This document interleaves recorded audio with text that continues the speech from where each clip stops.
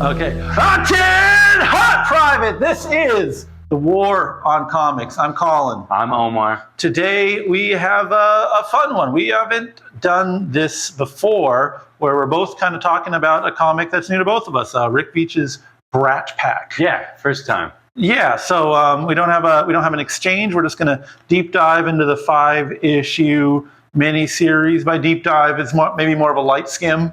Yeah, it'll be like what we gleaned, like kind of rubbing the right on the surface, right on the surface there. But yeah, I don't know. You've heard of that's a comic you've heard of forever, right? Yeah, it's the Max Immortal series and stuff. Okay, I've seen it in bins, but I just didn't. For some reason, it didn't click. But Rick Veitch is somebody that I know from, I think, the 1963 series. Oh, yeah. Legend. Dude. So when I put it together, like, oh, shit, that's a Rick Veitch story. Yes. I have the Two-Fisted Zombies, I think, from him and his brother. Mm-hmm. And it's like an evolved version of that.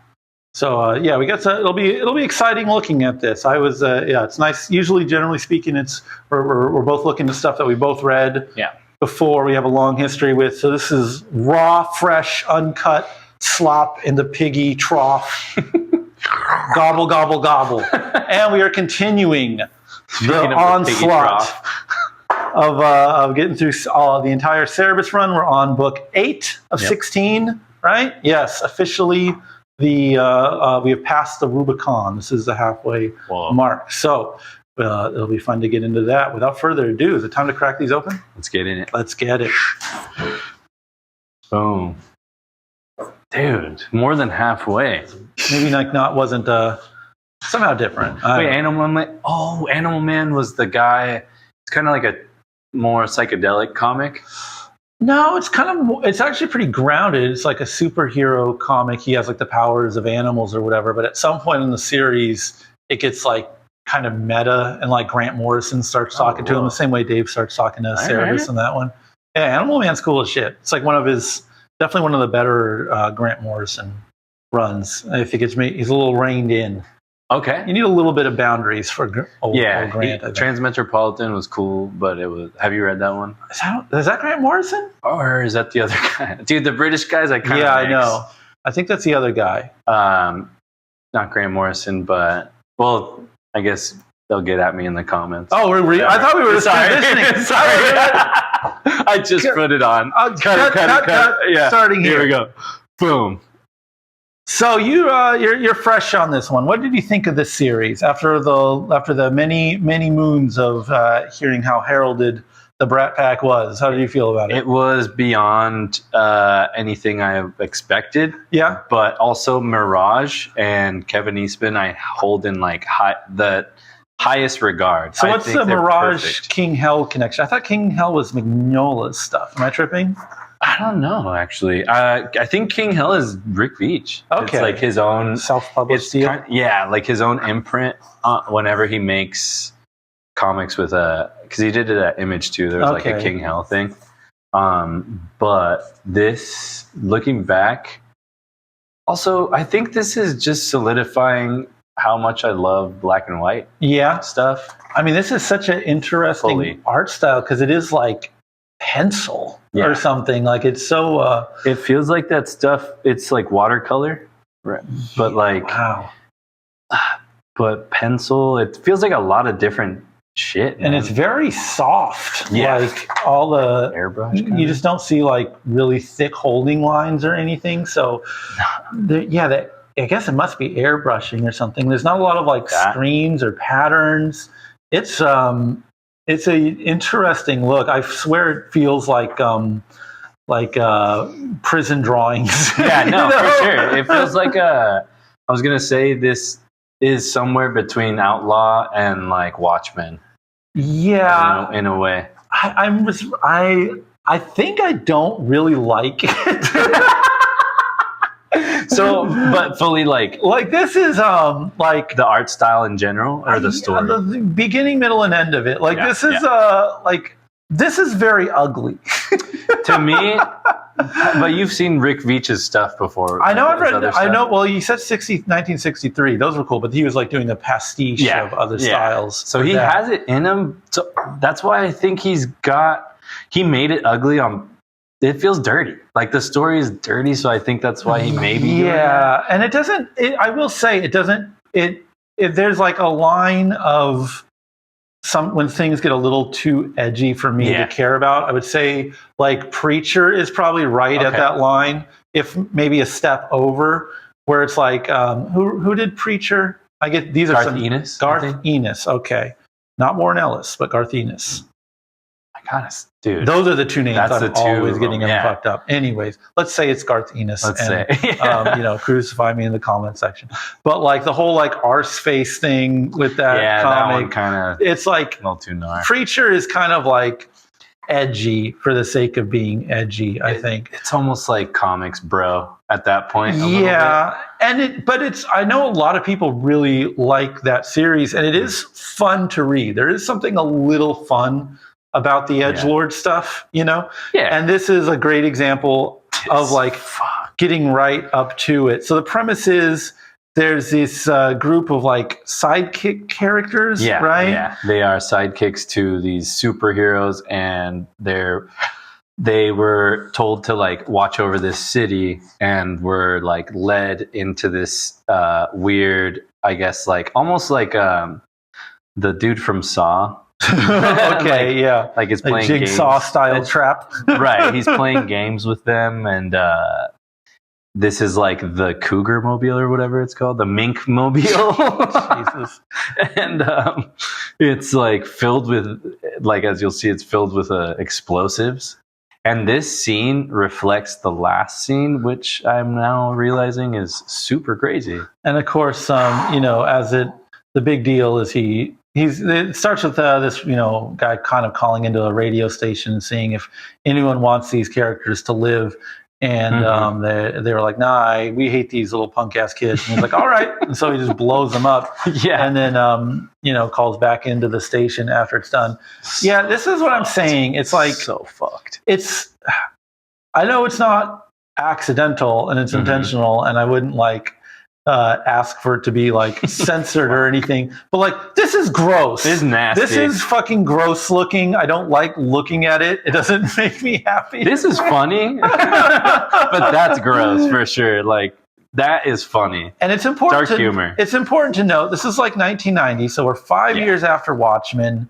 We're I think this was the premise of this was kind of based on that DC Comics gimmick where they had they were like, my Batman lore is kind of fucked. The second Robin. Oh yeah. What's his character's name? Tim something? Yes. The continuation of Robin. Yeah, so it was Robin, the second Robin. Kill him off or something like that. They had like a phone call. You call it a phone line, and it's like vote this. Call this line if you want Tim. It's Tim. It's right there. I know. Yeah. It's so stupid. Just get us in the comments. Yeah. Okay. We've never claimed, to suck off the big two like this. All right. Like the mink. Don't hold us to. I'm more embarrassed about not knowing the difference between Warren Ellis and Garth Ennis and knowing the different Batman fucking guys. But anywho, basically everyone called and said, "Yeah, kill the fucker." And so this comic was kind of like, I don't know, inspired by that in a way. Okay, I can feel it being a comment on comic book fandom. Yeah, and so these are the main heroes who are obviously stand-ins for like Wonder Woman, Batman, I guess the Punisher, or like... see, that one I didn't get. It's not a one-to-one analog, and definitely Green Lantern. That, for sure, the Green Lantern on that one. Or no, Green Arrow. Green Arrow. Green Arrow. Yes. Green Arrow with kind of like liberal... army background. Yeah, CEO guy who doubles as a hero. And this one, I'm curious to see what they're getting that from. It feels like a specific guy that was like, it's like the anti-Captain America, maybe? Yeah, it's just like, I guess just a kind of the fascist nature of superheroes just dialed up to 10, or, what people would say is fascism or whatever. And that shit's so funny. there's also this is fucked. Yeah, this like church is kind of like where they more or less like recruit the kids to become the sidekicks here. Again, fucking this gross looking. I hate these covers. I hate this. Yeah. I don't like this. The color is so gross, dude. Gross. I'm sorry. It's so gnarly. Look, I'm not gonna go down as this one's almost passable, but look at that. It's not passable. It's gross. It's just gross. I'm sorry. Like I don't know if I'm supposed Hellraiser to be shit. like too cool for this. I'm not, I like these. I listen to. You think he was passing this around to his friends and being like, "Dude, should I publish this shit?" I don't know. It's like it is. I'm kind of talking shit, and I'm going to continue to talk shit a little bit. I'm down. But check out the kinks. I am the world's most physical guy. Oh yeah, you're singing the Lola song. That shit's so wild. Yeah, it's as a whole, I am pro this, but it is a little like in a world where I would say, hold Watchmen up as art. I have this complaint of a lot of this kind of like post Vertigo early 90s material where it's like I think these guys kind of needed writers, like a little too unfiltered, or it's just kind of chaotic, or it just isn't like structured in a way that's particularly satisfying. I really unfortunately had this experience when I was rereading the Max series somewhat recently. Oh, damn. I was like, because that was like the comic for me growing up. Sam Keith? Yeah. Sam Keith. That was like the best. Sam Keith to me was my favorite artist. I still would argue he's probably the best artist for in comics. Yeah. In comics in general, like for superhero stuff, or I don't know, just as a visual. Dude, the Wolverine stuff he did was insane. God. It's so good. Yeah. It's so good. That stuff I remember. That's iconic to me. Absolutely. 100,000%. No, he like that the Marvel Comics Presents run. No, Sam Keith's shit is a sort of certified hood classic, and the Max is like him off the chain. But reading it now, it's like this just seems like a Vertigo knockoff, and it's just not well written. Like it's kind of, it has the feel of that like surreal, what would you call it, Sandman kind of quality to it. Like there's a story happening, but the connection is not really. It's not congealing. It just doesn't feel like they can close the gap here. So this was Captain Blasphemy. He's kind of like telling them that he's going after their new. Parents, right? He kills all the sidekicks. He kills the parents. That they can have the kind basically makes it so that these kids can't go back. Yeah, like they got taken into this literally like this weird underworld of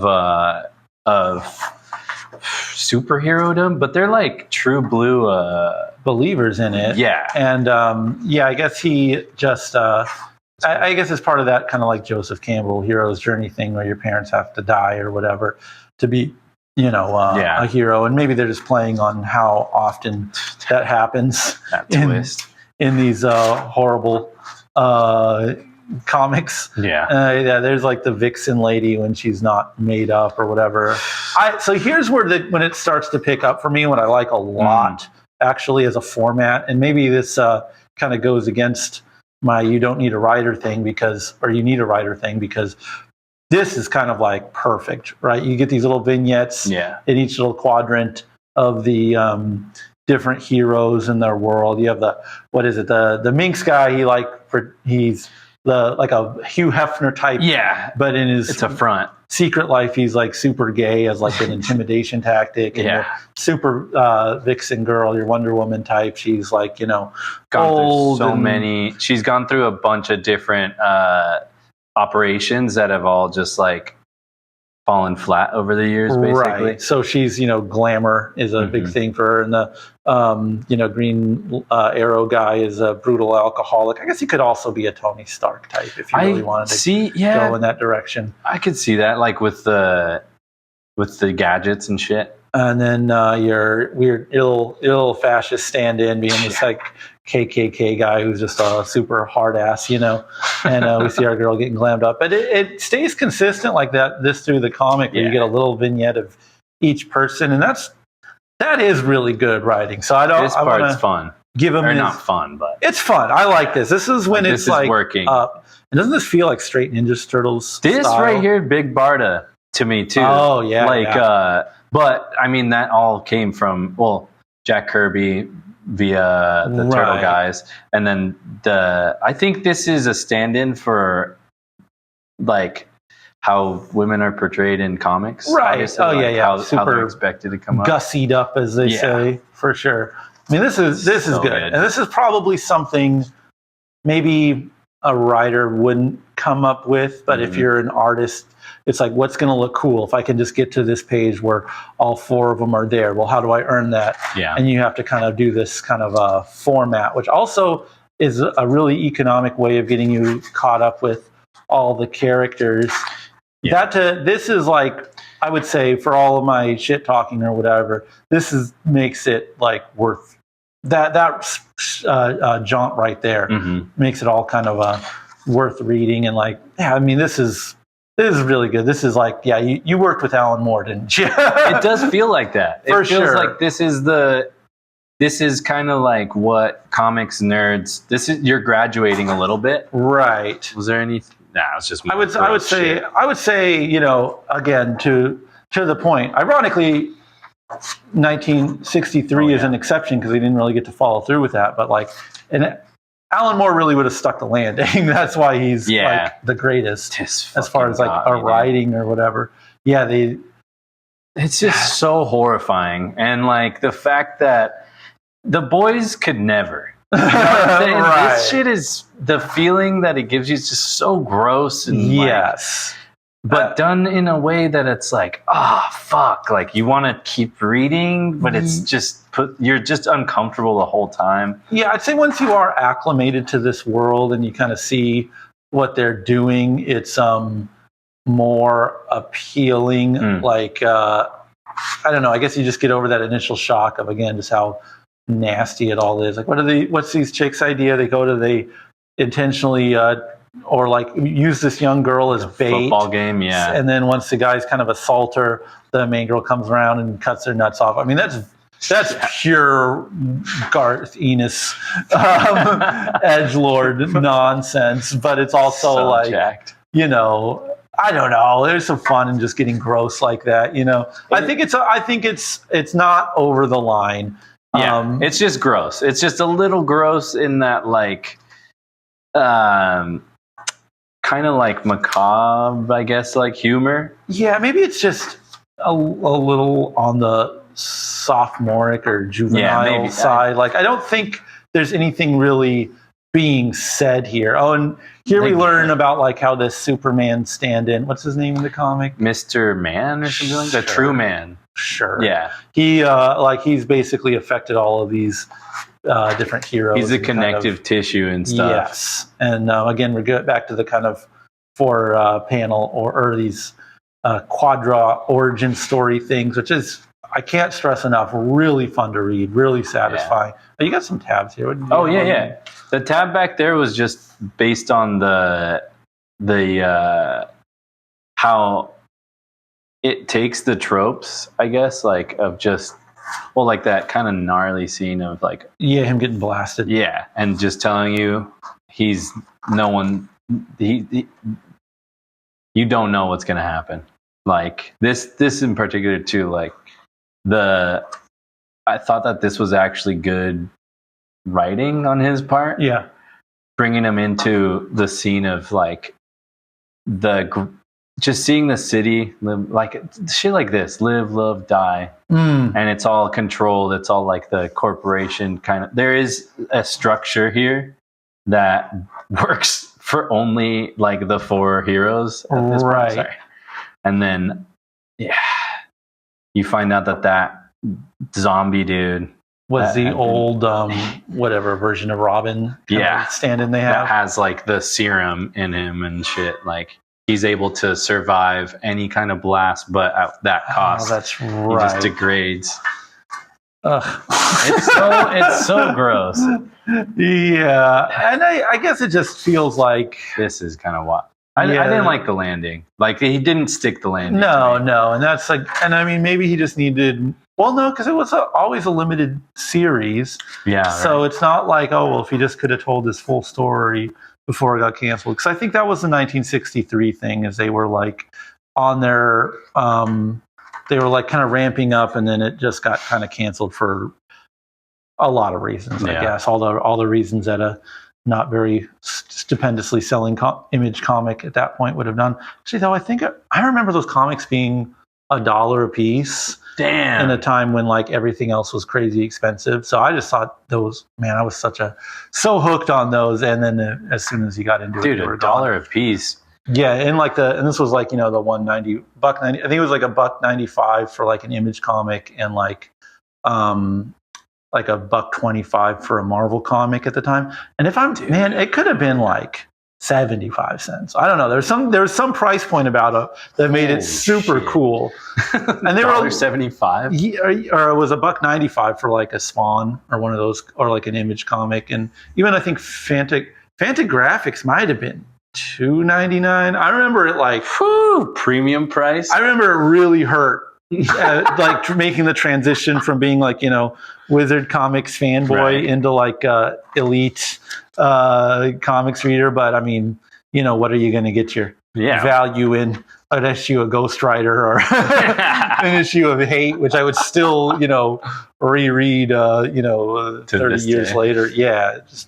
So here's them all. They're all at like they've all kind of succumbed to all the trappings of this lifestyle. They're junkies and bullies. It's like a year later, I think. Yeah, and I don't know what the hell they got going on with they're just repeating the past, basically, and it just feels kind of like really half-assed, honestly. Like there's like these ideas are kind of tired at this point a little bit, or it's just they're not. Again, I overall enjoyed the comic, but it is just feels like empty calories. Yeah, there you go. It's like I don't know. There's like death metal records that I would say are like actually worth listening to compared to other music, like Morbid Angel or something, where it's like, no, there's musicianship and there's songwriting and you have to know how the music is, but there's something there. And then there's just like dumb caveman shit that's cool, and it's still fun to listen to dumb caveman shit. This is to me like this dumb caveman shit. Like there's not really much to it. It's just a little bit of fun, and it's just kind of a nice little slice of nastiness that makes you want to take a shower after. But at the same time, nice to read. Cool that it is some degree of self-published, and I don't know. We need fucking edgelord comics. We need dark, grimy stuff to come out. We need just like, even if it is just empty calories and it's just like get it out of the system a little bit. Yeah, work out some demons. And I don't think there's any. I'll hit the air real quick. Yeah, I don't think there's any statement being made here. You know what I mean? It is just. I agree. I don't know if there needs. With the Alan Moore thing in there, there's definitely an influence on the story. Especially when it comes to like the dynamics with all the superheroes, right? And I like kind of playing in that world where like I haven't really dug into the Invincible comics yet. Yeah, but that's the one thing that interests me about like what people do with the superhero genre is like we've seen this hero's story like with Star Wars, with all these kind of like monumental movies. It's fun to like the novelty aspect to me makes it worth it because it's like a story so integral to like humanity. Right. And this era, it was, again, it's there was nothing new about this comic when it came out, but it was still not cliche exactly. So I know that the 1963 comics were like, oh, dude, if you were a comics dude, and having that, you were cool. Yeah. But was it like this for maybe the older kids? I mean, again, I only know about this because of the internet. This is new for you. Yeah, completely. There's not like I was hearing whispers of Brat Pack growing up. It was like, you know, whatever. I know cartoonist kayfabe talk about it, and it's just a comic you see, you know, I guess snobs bring up because it's a little on the obscure side, and it's of course like Rick Veitch's name has infinite respect on it and everything. So it's like, there's no part of me that's like, this sucks. But yeah, I definitely was not wise to the game when this was coming out by any means. I was checking out if Malice was going to take over Sue Storm in the latest issue of Fantastic Four when this was coming out. Dude. I did not have my ears to the ground. The dark ages. Yeah, I was. As they say.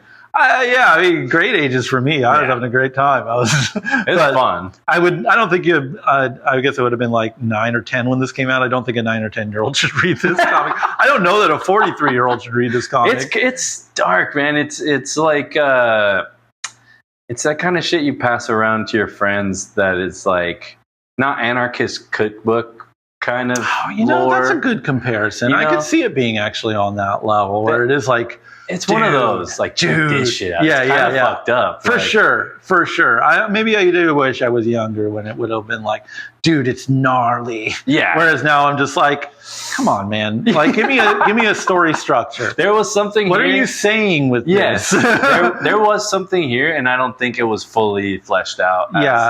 As much as I feel like the potential was there, because it's like, I mean, whatever. I'm not going to tell anybody how to make their shit. This is just what came out. Right. But I do feel like there is, if somebody wants to play around with this vibe, they probably could. Probably better than like more modern comics are doing in a way. I always say that shit, but it's like, there is good bones here for story that can be dark. It leaned into like the dark comedy aspect. Yeah, I mean, I like the weird like KKK guy running around on a flaming, so funny, cross and everything. Yeah, it's like let's kind of like dig into every taboo we can, you know, all the gay stuff with the mink is probably a lot more taboo in 1990 than it was reading it now. Yeah, it feels that's definitely felt a little funny, a little dated. Yeah, and it was silly seeing all of the names I haven't heard for a gay dude, right? A gay person, like all the things that I used to be called and shit when I was a kid that we used to call each other or whatever. Like, just freely flying. I mean, I'm it's definitely not bad, but I guess to me, even when I'm watching like a horror movie, if I'm watching Megan or like a Blumhouse movie, I'm like, what are you saying? What's something to what is the purpose underneath this? And like with horror movies, at least, I usually find even with pure fucking slop, there's usually some point to it. There's something being said underneath the surface, and I just didn't quite get that with this comic, unless the statement being said is like, aren't comics weird if you think about it, or aren't sidekicks a weird thing if you think about it, which is like, yes, it's true. Yeah, but, it's like, is that what we're supposed to take from it? Because that's what it's giving us. It's not giving us much more other than like maybe if you're in comics at this point, like it's sort of like like a wake up call in a way, or I don't know. I don't know context for when it came out. So it's like, to me, it just feels like a guy playing around with these concepts and themes and just making like a funny story to give out to his buddies or something. But I think ultimately there's a reason why it's sort of like a cult favorite and hasn't necessarily like set the world on fire in a way that, I don't know, Dark Knight Returns or something has.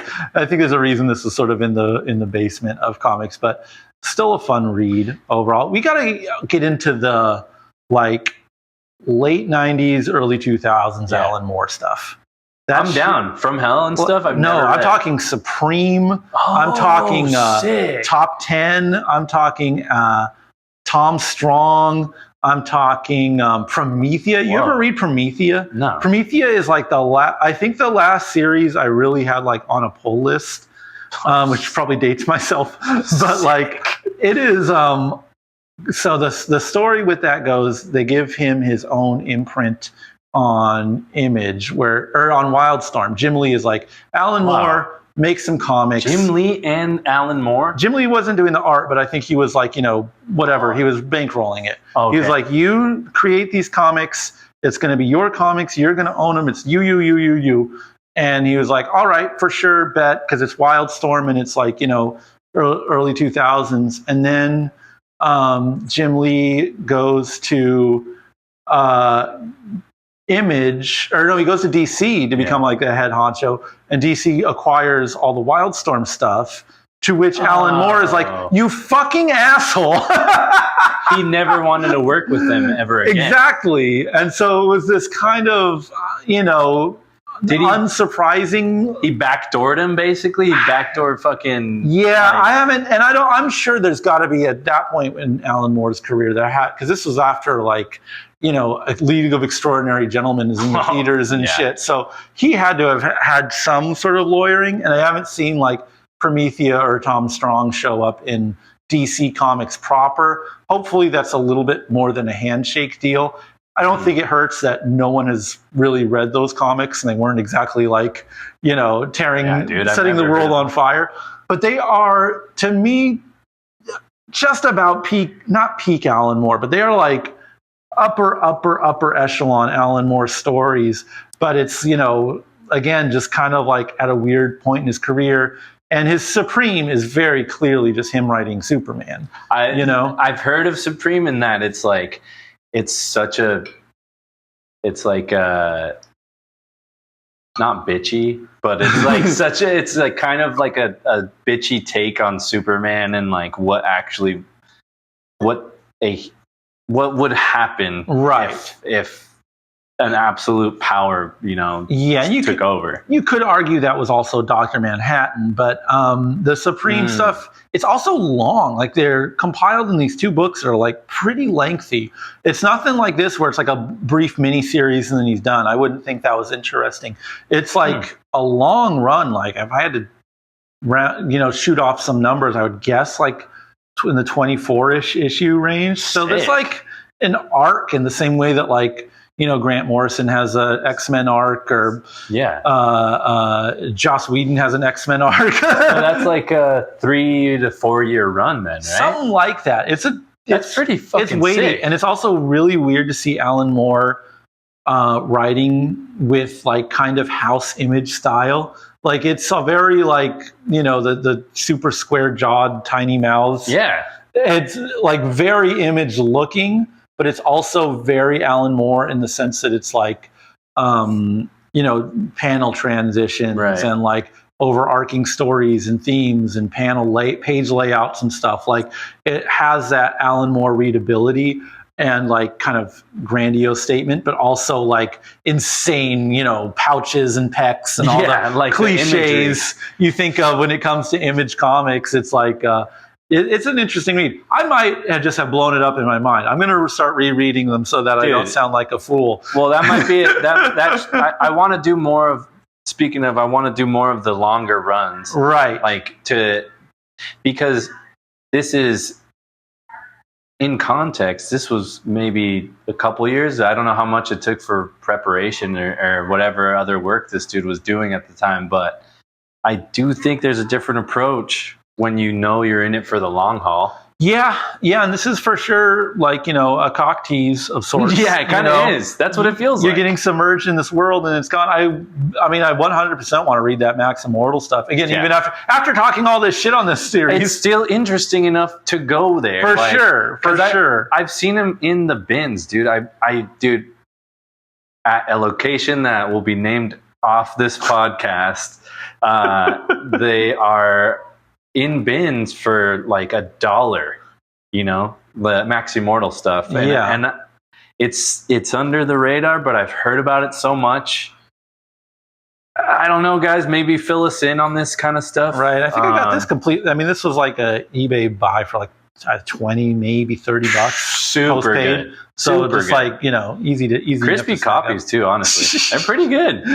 You can tell they're readers. I'm telling you, I have like zero, 9.8, 8.6. There's some creasing here. No. Adventure Bros episode where the comics grade goes down. Goes down over time. Shit's awesome. Yeah, no, there is like, I'm a lifetime comics reader, but I have we're in it to read them, not to fucking 0% collector in me. But hey, you're talking about a long run, brother. How do you feel about 300 issues? Oh, it's fucking daunting, and I'm still in it, dude. All right, we're good. Yeah, I'm gonna adjust a little bit because I think this was.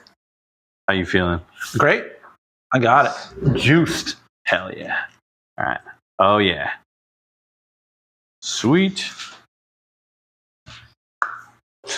All right, so let's see here. This is Phone Book 8, which I believe is the Mothers and Daughters arc, part 2 of 4. The first being what was it called? It was they're all single word titles because it's like Women's Read Minds or something like that. I don't remember number 7, but it's still on this. Was in the back matter. Flight. Okay. Women read because he flies every time there's a sort of like when he needs to go above macro. Yes. So I'm trying to. We're going moment to moment here, but it's still a little tough to get caught up. I think his main theme here with the women or the mothers and daughters idea, and it's kind of broken down by the dichotomy between Siren and Astoria. That Astoria is the daughter, Siren is the mother. All daughters are daughters until they become mothers, and then they become mothers. And it's ultimately a deep dive into what like a matriarchal society would look like. As we find, this is such a cheap, stupid gag, but it's so funny to me. So the Punisher Roach has fallen in love with a lady of the night, and as he goes to seek solace with her again because he's just completely in love, which is calmed him from being a raging misogynist. She breaks her heart by him realizing that she has other customers, so to speak. And immediately it feels like he goes into these relationships with emotionally unavailable women. So while that's happening, Astoria is getting ready for her meeting with Siren because she was enchained or what do you call it? Just kind of imprisoned. She was imprisoned and demanded to have an outfit that she can pick out because I think they're expecting.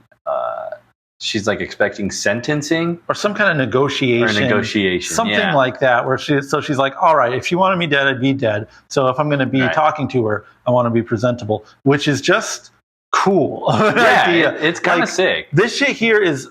I think Sim was a big fashion magazine guy, and would just like kind of his outfits for women, particularly compared to any other male comics artist. Oh yeah. It's insane. Like, I don't know how, like, who else could, like, put this kind of interior together. Because now that you say that, dude, it does feel like you're looking at, like, a fashion mag for all these, like, little details here. Yeah, and it's not really, it's not even, like, fetishistic. It's just, trying to find, just having a good eye.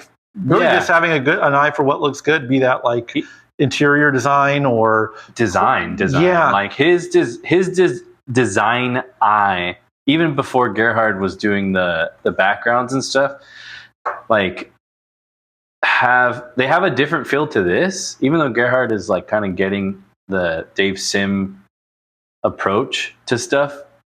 Dave Sim has he knows how to make shit look cool in a way. Absolutely. In his own style. And not like Mountain Dew extreme image cool, but like just like nice, man. I don't know. It's got like there's a taste here. There's like some sort of nuance to his creativity. That's what's keeping me coming here. Right. Like at this point, some of this stuff I was finding really hard to get through because it just goes against, it kind of harps on the same material that we've just been like seeing, and now he's telling us about it, and I'm losing that feeling of like it's disconnecting me as much as it's maybe providing more of a base and a ground level understanding. It's taking me away from the story elements, like the story itself. Yeah, it's like, there is a level of intrigue to this world that's out there at first, but then over time, the intrigue kind of becomes burdened with all of the lore. And in a way, it's kind of showing off like how fleshed out this world is, and it makes the world more real to me, the reader. And I'm sure to Dave, he talks at length about spending more time in this world than ours. Yeah, so like for sure. He is unloading all this stuff on fleshing it out, and we have, like what would a talk show or entertainment look like, or sensationalized media look like in this world of in this matriarchal society? How would the men act, etc.? Yeah. What is the kind of like what is keeping all these things together? Yeah, there's like a philosophies and edicts, and while all this is happening, we're back. Cerebus is just popping in and out. This is make sure we get that shot. All right.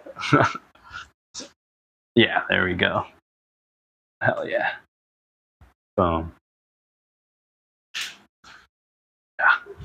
Yeah, tell me Sim can't draw a good catatonic Cerebus. That feels like everyone's 10 like yard stare. And this feels kind of out of nowhere, him talking to this lady. This is crazy after you read the next couple volumes, what's going on here. Because I was just like, oh, that's just like a funny scene. Like, whatever. Some lady. All right. So, this was my note. Omar, tell me more. Okay.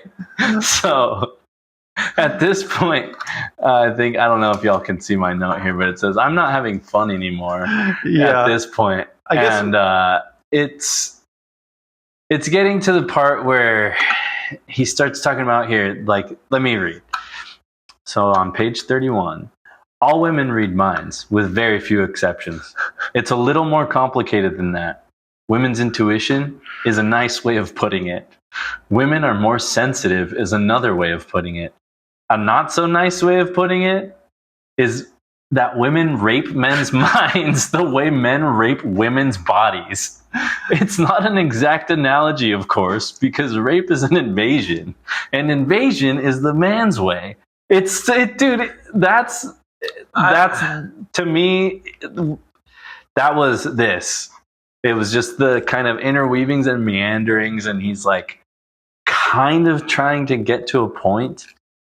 But it works in the context of this world. It does. Where, it does. All of the Sirenists, the kind of militaristic wing, are led by this telepathy where they can all kind of like, they are all interconnected. And, okay, look, let's talk about belief. Let's talk about it. Let's get into it. Let's not look at it like a light switch of on and off, okay? A binary, if you will. Let's take a look. Let's think of it as a scale. Let's make it a 1 to 10 scale, okay? There's a spectrum, okay. Let's say I believe that I am sitting on a chair right now. That's that's going to be a 10 for me. I can feel it and sense it. I know it's a stool.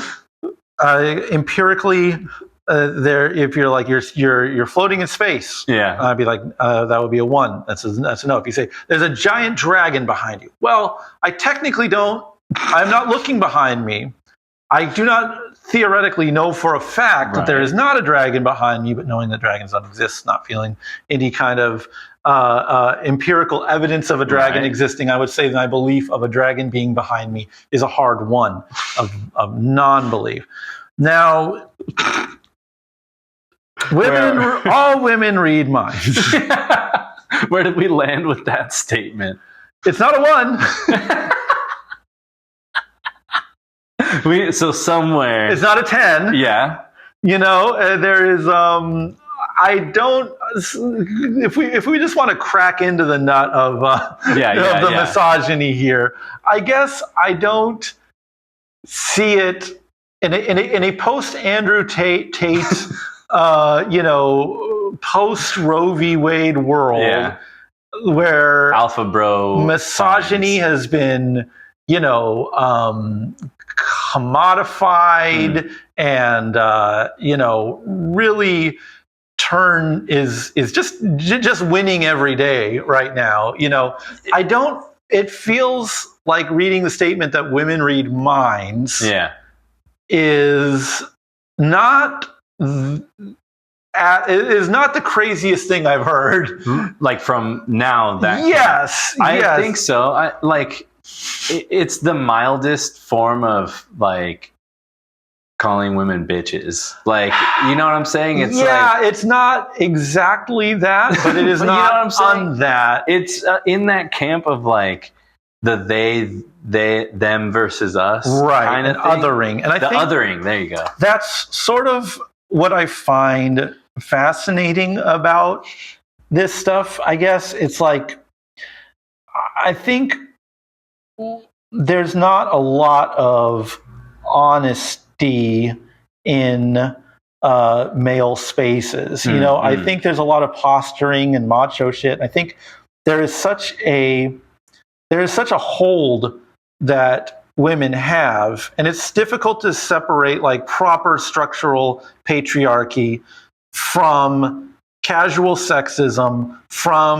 There are differences. What are those differences? Why am I afraid of those differences?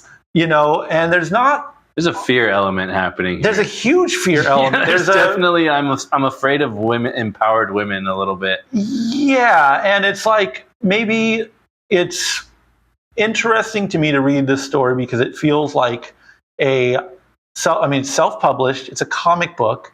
So it's like not someone who has much to lose, I guess. It's not like, well, I need to get this past network. I need the censors to say it's okay for me to say this.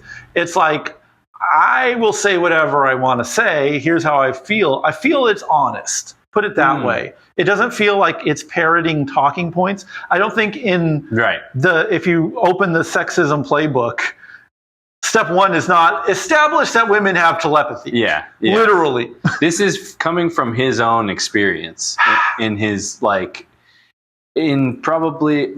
heard of that acid. At this point, he had that episode where, was it a week straight he was taking acid or some shit like that? He had some schizophrenic break before Cerebus started. I think it was psychedelics induced. It was an acid episode of some kind. And then at that time, his girlfriend / wife or something, maybe they were engaged, was helping. At this stage in the comic, he is going through a divorce in real life. In real life here, which is about a halfway point through the run of Cerebus. Wow. So, And this is the same lady that made her own comic, like with Bob Burden and stuff. Or she was like an editor or something like that. I haven't cracked into that. But there's something, once we get into the next one, there was, it gets more the context of like her having her own pressing. It's interesting. It's interesting. So I think here's an example I bring up of like how like men are very sensitive about this because we don't understand it, and so there is a lot of fear. Like if a woman is like in a room, you're in like whatever, you're hanging out with your friends. A guy walks in the room, and a girl friend of yours, whatever, is just like, man, that guy is really hot. You'll like, maybe he has an earring or something. You're like, oh, I guess chicks really like earrings. Yeah, that's what we take from that. An opinion like that, something very flippant from one individual person, will alter a man's perspective of the world. We're so hungry for intel and to figure out, what this gap is, what this chasm between the genders are, that we will have an opinion from an individual alter our reality. It starts shaping the reality. And this is, of course, like, divorced guy syndrome 101, where it's just like, women just want your money or whatever it is, these generalizations that come from an interaction with one woman. So again, regardless of where I sit on that 1 to 10 scale of women can read minds,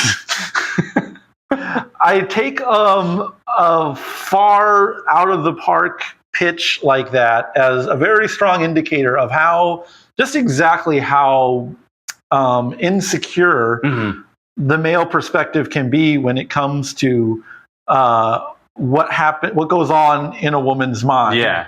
It is something that has a lot of power over us, and we don't talk about it honestly. And there's no real way to talk about it without it falling into one of those trappings of, like I said, structural patriarchy, or some fucking asshole trying to sell you a seminar, or regurgitating talking points that have been going on since the Bible. It's very difficult to get to a core of this root. I don't think it's something that's necessarily solvable, but I think it's really interesting when people try to solve this, or when people expose their vulnerability in this regard in interesting ways. Yeah. This is, at the very least, an interesting way. Yeah. No, and it becomes it is the focus from here on in, is like this interplay, and here she's getting ready, and like his cartooning just it's still so high. Yeah, and it's getting better. Facial expressions are great. And he's making fun of fucking Sandman now. Yeah, so you get to this favorite. As the best. Because what is it? In Sandman, they all have names that start with D, right? It's like Dream and Delirium, Death, and Despair. Jeez, I'm good. I'm off the hip, baby. Boom. He's Swoon and his sister's Snuff. It's so corny, but it's like awesome, Dude, they nail this lettering. He's all gothed out now because that his the girl he thought liked him was for hire. Kicked him to the curb. Yeah, so he's now deep in his feelings, and they're just running wild with taking jabs at old Neil Gaiman there, which in hindsight, I can't stress enough. He called him out. He was right. Well, here it is, dude. I wanted to show you this part. Gay man. There we go. Gaiman clothing, and then what are there it is, dude. The albino as death. Like, come on. I fucking love this, it's dude. So good. It's like, he knows he's giving you this complex lore, and like he's doing this for the comic bros, man. Going back and reversing all of this stuff with the judge on the moon and the peaks. And that to me, like this whole section of giving background and then redoing, it's like almost like resetting. Like we're not doing like a full like pivot or anything like that. It's just like a resetting of what we thought we knew, and like that it happens around every corner, right? And it's just like, dude, how do you think of this stuff? I mean, the big picture is, you started drawing out a funny animal Conan parody, and then you had to start you got in too deep, and then you had to kind of go back and look and retrofit in everything to it, which I don't think anyone was asking for. And it kind of makes this stuff a little sluggish when we're talking about people kind of that we've met. Yeah, this is sort of like you see the chatter around town. It's really smart to do this with the eyes. I love it. Just this. So good. Yeah. Good art. Shredding. All around. And not really being confined by the, comics panels, really doing explorative work like that. Beautiful. Man. Beautiful. So this to me, was this a dream sequence for? I think it's just, I don't know. I don't behold a lot of, this stuff to like, well, what's happening? Or just like reality, like whatever is happening, it's more about like the feel of it than a beat for beat. Here's what's happening. Like, dude. And then when you see something like this, it's like, yeah, obviously this is like a power fantasy for Cerebus, or I think they're trying to like as he is ascending, they are giving him little, distractions along the way to kind of keep him from ascending. So, of course, this ultimate power fantasy, to kind of get him to stop before he reaches the top, and talks to the higher powers that be. But all this stuff being broken up, it really does create good pacing. Yeah. It's very thrilling. Kind of a comedic bit. He's bringing the mountain up to ascend it with his swords, and then he burps and it falls over and kind of annihilates the town, which is a big deal because now it's in disarray and all their telepathic thoughts are kind of like overlapping here. I don't know why I don't think dog-eared this. Been forgotten. I just think this is a cool page, I think. Was that his thumbprints? Yeah, actually? It's just some kind of like experimental stuff. Crazy. It just looks really cool. This is a cool poster or something. Yeah, that would be essentially, even a cover. Yeah, artsy. It is some artsy shit, dude. I know things that will never be forgotten. Oh, that's hard, bro. That is fucking sick. Yeah. I know things that have been forgot. I know things that will never be forgotten. Tough. I don't care. Again, I don't need to know exactly like what context this is in, or even like in the what do they mean by that? It's just like no, it's just cool. Dude, I'm gonna bring this up later on, but I may make you read the Kingdom Hearts manga. Oh, bro, I'm so down. Do you have any idea how much time I've spent trying to... I've never played a Kingdom Hearts game. Dude! I only like the lore of it because it's insane because you have these little anime kids running around. Yes! And they're like, oh no, because they're worried about the craziest shit. They have so much insane shit, and then there's Donald Duck for no reason. And the protecting Sora. Dude, the story goes... It's so sick. I'm gonna track down. I've had him like since middle school. I don't think you could. I don't think you could pay me to play a Kingdom Hearts game. But I wouldn't want to make you. Honestly, the lore I love because it's so perplexing to me. It is so sick. It takes itself so seriously, but then Mickey Mouse appears. It's literally this Mickey Mouse and he's shit. Like, he's like very serious, like don't go into the light, Sora. Dude, we gotta read it. We gotta read it because with this, knowing this and like just persistence of vision, the guy that made that is a nut. He himself is a fucking weirdo. I'm in, baby. So this is some weirdo shit. Yeah, right like, here. The elf is trying to explain that she's Cerebus' daughter. They're just retrofitting like the elf stuff, which is strange, a little uncomfortable. Just really fast keep going. That's the kind of stuff that I think is like a little bit tedious about the story, where it's like I didn't need answers about the Regency elf, but like to get the closure on it, right? It's you feel the need to because you have spent so much time in this world that you want to communicate it to us, the reader. But it's just also I don't know. I don't get it. So you're just it's just like not course correction. I keep saying that, but it's it feels like he is trying to paint a picture, and it's such a whole detailed picture. But again, I think it's like maybe things that we the reader just kind of glazed over and didn't think about or didn't bother much with, but he's just going into great detail to kind of explain it. So here I think they're trying to say this is like they're going past the dream world here, and also making fun of the Sandman's helmet, which is the only good arc in the Sandman I maintain. Is his early run where he tries to get his helmet back, and she's making fun of him for saying that he's sucking himself off. So there we go. There we go. He got him. Yeah, that is got his ass. Yeah, so I think they're kind of essentially saying that she's ascending along with Cerebus past this dream state into. We're getting to the meeting. Yeah, and it's sort of like a dream meeting between the two or whatever it is. And, it does weave in and out of this whole like how is everyone interconnected telepathically? Right. Like how do they tap into that like force element? And I quote unquote. Again, I couldn't tell you beat for beat what's going on with all this stuff here. Glad to see him again. Of course, Julius making an appearance. and Jakar is still being discussed kind of in the background. But so yeah, I couldn't tell you everything about what's going on here, but it's the sense of it, the feeling of it, or whatever it is basically kind of setting it up to a very strong ending, which I think it does, despite all the bulk of the lore dumping and all that. We are going somewhere plot wise. I think my favorite part is coming up.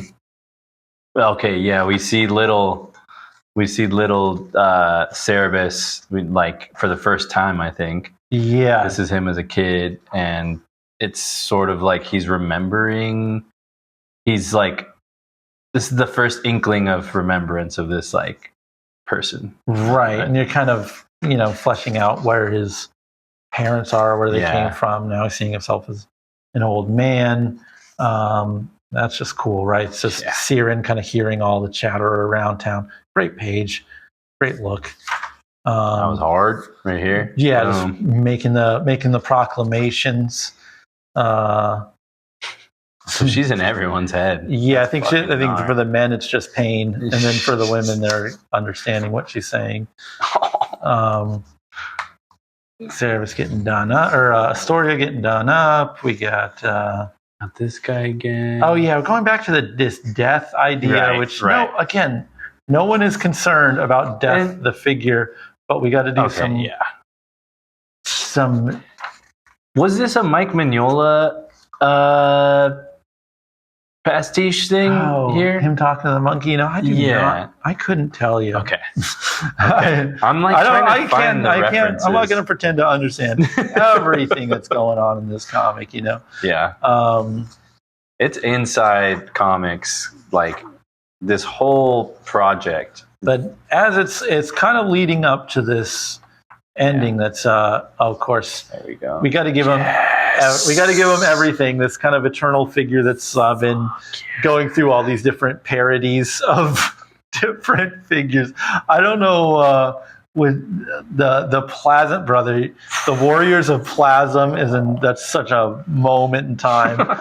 Icon, Skybox. This is like very much so my era of comics right here.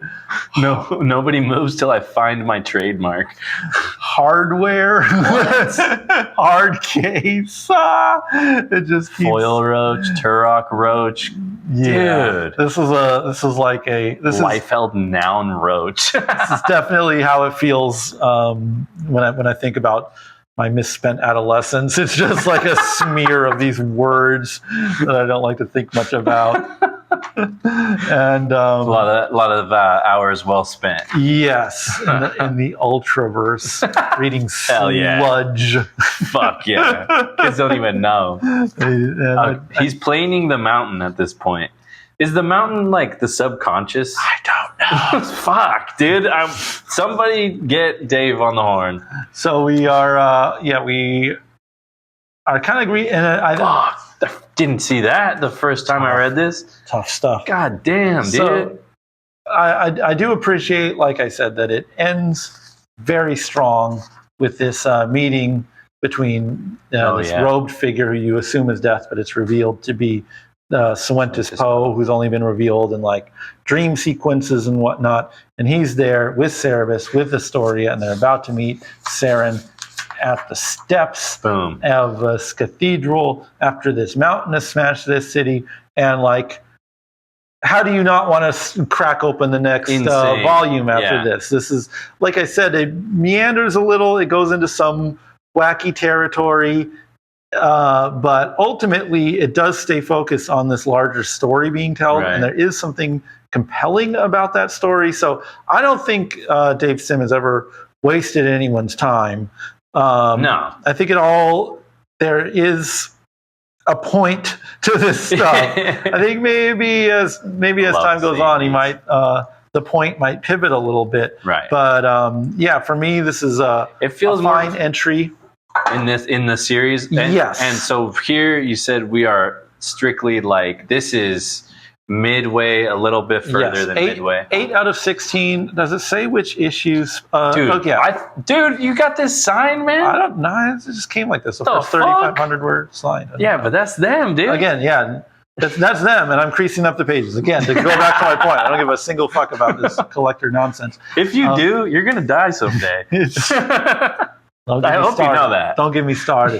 So this is it's a 300 issue run. This is 163 to 174. Damn. We are past the Rubicon. That shit was. This is another fine entry, like you said. I enjoyed it, and the craft is still there for me. He is still doing his Dave Sim kind of thing. Reads is the next one that we're going to be doing, and that one, just in the background, we've read it. That one is so different than any other comics I've read. It's almost like op-ed comics. Yeah, to call it a comic is it's like I said, there's never a lack of experimentation with form, And so I think Reed's maybe stretches that with the amount of just words on page that you're reading without characters behind them. But at the same time, I don't know. I think maybe this whole mothers and daughters arc really is meant to is stronger when it's read as one unit as opposed to these 4 volumes. Because as a whole, I think it's a really strong arc. It's just when you read one little chunk of it, it's not quite as satisfying as like Melmoth, which is a complete story, Jakaz's story, which is a complete story. It's kind of like you're getting morsels, and none of the morsels are bad in and of themselves, but the totality is, I think, a superior read than any of the individuals. Much like the prequel saga from George Lucas and Star Wars. I'm serious. I think I watched those. I watched Revenge of the Sith. They put it in theaters recently. I was like, oh, hell yeah, I love these movies. And then I watched them. I was like, oh, this isn't very good. Because I don't think the individual movies are particularly good. I think the whole of what he's saying, especially if you take into account those Clone Wars shows, is like really interesting and has like an overarching theme that's kind of fascinating and unique to the saga. But like, watching any individual part, just watching Attack of the Clones is going to leave you really scratching your head and frustrated and angry about sand. And that's kind of how I feel about these chunks in the Mothers and Daughters series, where it's like, on their own, I don't think they stand up very well. There's is probably, as far as so far in the series, any of these individual stories out of the 4 are probably the worst entry point. I think it gets a little worse as time goes on. Yeah. But like if this is where you start with Cerebus, you're going to throw yourself off a cliff. There's no fucking way you keep going. Yeah, that's right. I think you're right. So lost. And this is part 2 of a 4-issue arc, which is, the midpoint of the series. So it's understandable that this in and of itself is not a satisfying read. But the arc as a whole, I stand by. I guess I'm looking at it now with the next volume in mind, and it's like interesting to me, but they're connected in my head. And so I wouldn't be able to recommend this to somebody just like, read this. Like, start here. You can't. It would be interesting, and I might actually end up doing this at some point on the reread, of starting with Mothers and Daughters. Because I think the first chunk of the series is pretty seared into my brain already. Yeah. But maybe from Mothers and Daughters on, it is kind of a different beast. And if you just at least, I wouldn't say anyone should do that for the first time reading it, but maybe on rereading it, that would be an interesting point to start. So anyways, I think we've talked. We given the people what we want. I think for this ep, a very I think these are some very middling recs. We're like, dude, I mean, try this if you've tried everything else and it's not as good as everything else. And this is some little naughty schoolboy stuff that's not very great, but it's still pretty cool. It's still kind of cool. And like, what else do you need in esta economía? You know what I'm saying? Far from glowing reviews this time around. If you just want something new, something that you haven't first of all, if this is in your range of like your palate, you've got to have like some kind of dark humor to you. But it's pretty good. Dive in or don't. You know? That might be the theme for this evening: is dive in or don't. Dive in or don't. Boom.